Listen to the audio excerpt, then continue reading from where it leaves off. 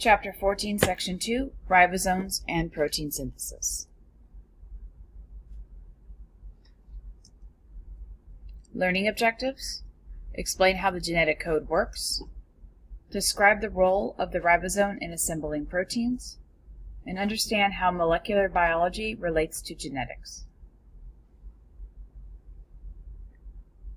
The first step in the process of decoding genetic messages is transcription, which is the copying of the nucleotide base sequence from DNA to mRNA. The next steps lead to the assembly of a protein. Proteins are made by joining amino acids together into chains called polypeptides. 20 different amino acids are commonly found in polypeptides. The specific order in which amino acids are joined together in a polypeptide chain determines the shape, chemical properties, and ultimately the function of the protein. How is the order of bases in DNA and RNA molecules translated into the order of amino acids in a polypeptide? The 4 bases of RNA form a kind of language with just 4 letters, A, C, G, and U. We call this language the genetic code. How can a code with just 4 letters carry the instructions for 20 different amino acids? The genetic code is read 3 bases at a time. Each word of the code is 3 bases long and corresponds to a single amino acid. This 3-base word is known as a codon. A codon consists of 3 consecutive bases that specify a single amino acid to be added to a polypeptide chain.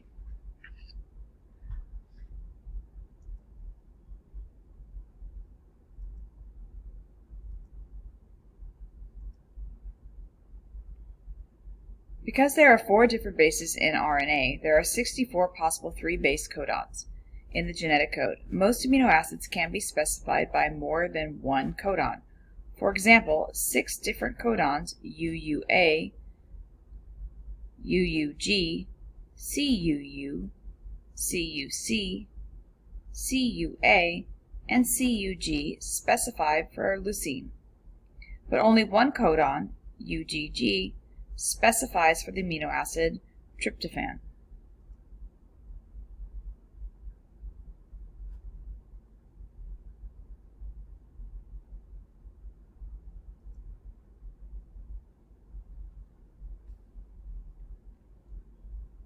To read the codon chart, you start at the middle of the circle with the first letter of the codon.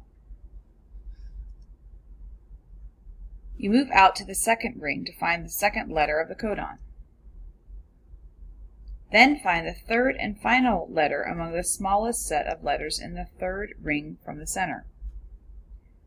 Next to the third letter is the amino acid that the codon specifies for.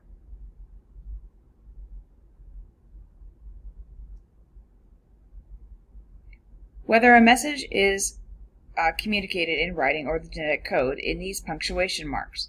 In English, punctuation tells us where to pause, where to sound excited, and where to start and stop a sentence. The genetic code has punctuation marks too. Methionine, the codon for AUG, also serves as the initiation or start codon for protein synthesis. Following the start codon, mRNA is read 3 bases at a time until it reaches one of the 3 different stop codons, which end translation. At that point, the polypeptide is complete.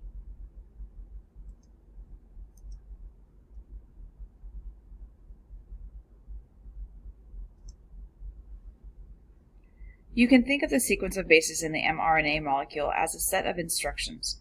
The sequence gives the order in which amino acids should be joined to produce polypeptide chains. Once the polypeptide is complete, it then folds into its final shape or joins with other polypeptides to become a functional protein.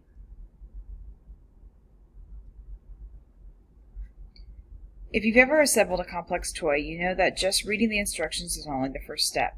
You need to follow the instructions to put the parts together. A cell part that acts like a tiny factory is the ribosome. This carries out the assembly tasks. Ribosomes use the sequence of codons in the mRNA to assemble amino acids into the polypeptide chains.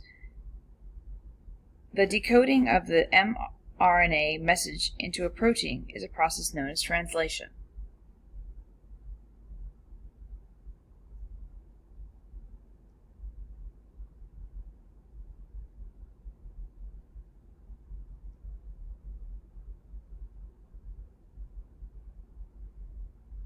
Translation begins when a ribosome attaches to the mRNA molecule in the cytoplasm. As each codon passes through the ribosome, several molecules of tRNA bring the proper amino acids to the ribosome, one at a time. The ribosome then attaches these amino acids to the growing chain.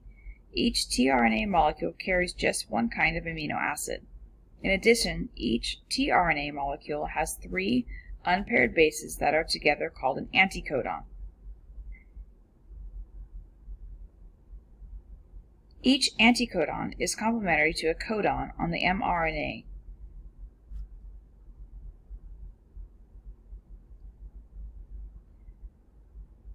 In the case of the tRNA molecule for methionine, the anticodon is UAC, which pairs with the methionine codon AUG.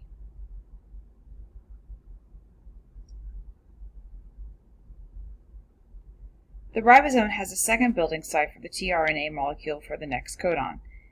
If the next codon is UUC, a tRNA molecule with an anticodon of AAG fits against the mRNA molecule held in the ribosome. The second tRNA molecule brings the amino acid into the ribosome.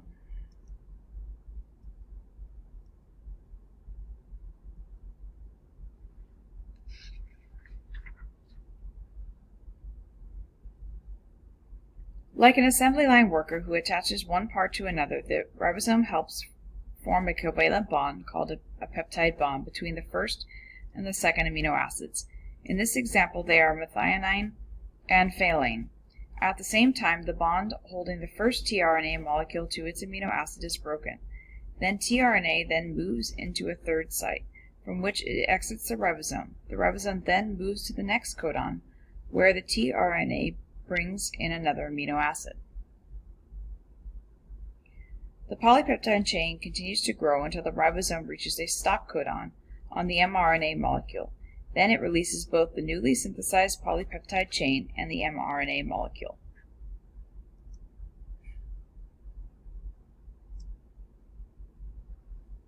The 3 major forms of RNA, mRNA, tRNA, and rRNA are each involved in the process of translation. The mRNA molecule carries the coded message that directs the process. tRNA molecules deliver the amino acids, enabling the ribosomes to read the mRNA's message and get translated just right. Ribosomes themselves are composed of roughly 80 proteins and 3 or 4 different rRNA molecules. These rRNA molecules hold ribosomal proteins in place and carry out the chemical reactions that join amino acids together. As you can see, RNA molecules now not only carry the genetic code, they also play a key role in translating it.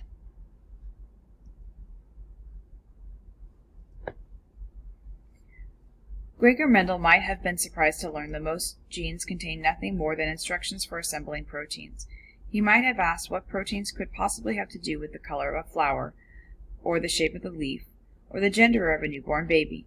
The answer is that proteins have everything to do with these traits. Remember that many proteins are enzymes, which catalyze and regulate chemical reactions. A gene that codes for the enzyme to produce pigment can control the color of the flower. Another gene produces proteins that regulate patterns of tissue growth in a leaf. Yet another may trigger the female or male pattern of development in an embryo. In short, proteins are microscopic tools, each specifically designed to build or operate a component of a living cell.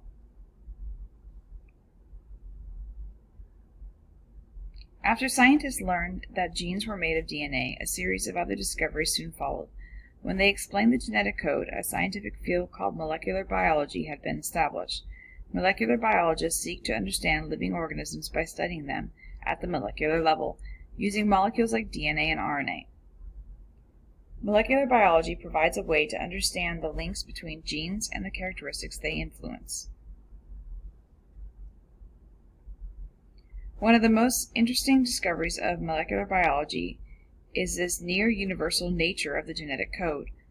Although some organisms show slight variations in the amino acid assigned to a particular codon, the code is always read 3 bases at a time, always in the same direction, and is always translated on ribosomes composed of RNA and protein.